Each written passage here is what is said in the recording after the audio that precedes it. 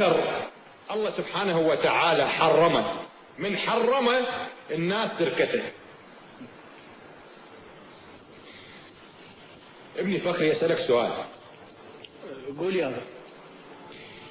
لو جبنا كاسين، كاس نخلي بيه مي والكاس الآخر منكر، يعني عرق؟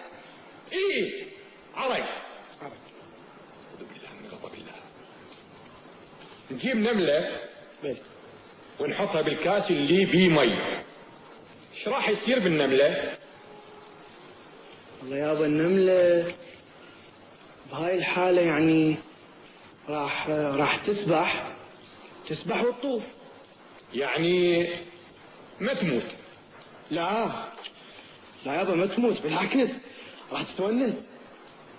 زين، نجيب نملة أخرى ونخليها بالكاس اللي بيه منكر، يعني عرق. إيه ايش راح يصير بالنملة؟ يابا النملة راح تموت. تموت؟ إيه يابا. هذا عليه شو يدل؟ يعني هذا يدل يابا على انه كل من يشرب عرق ما يبقى ببطنه نمل.